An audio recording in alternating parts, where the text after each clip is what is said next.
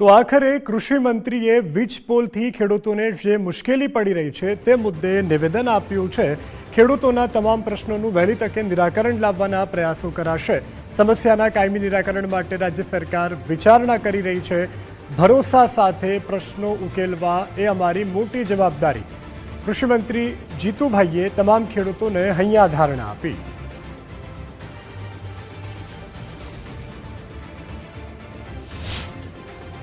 મંત્રી માનનીય ઋષિભાઈ કૌશિકભાઈ મુખ્યમંત્રી સાથે અનેક બેઠકો થઈ છે। મને સ્વયં મુખ્યમંત્રીશ્રી કહ્યું છે ખેડૂતોને ભરોસો આપજો, રાજ્યની સરકાર ખેડૂતોની પડખે છે।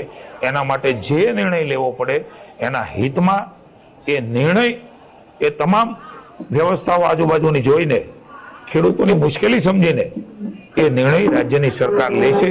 ક્યારેય જસ અબજસ મેં કર્યું, આણે કર્યું, આને જસ જાય છે, આને જસ જાય છે, આ પ્રકારની રાજનીતિ એ ખેડૂતોના નામે ન કરી એ ભારતીય જનતા પાર્ટીનો સિદ્ધાંત રહ્યો છે।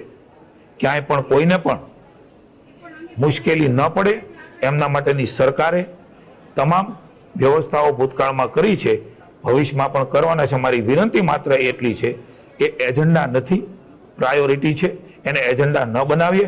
ખેડૂતોને મદદ કરવા માટે થઈને કોઈ પણ આગળ આવતા હોય, આ મારા બધા જ વિષયો ખેડૂતોના માથે ન થોપે એવી પણ વિનંતી છે।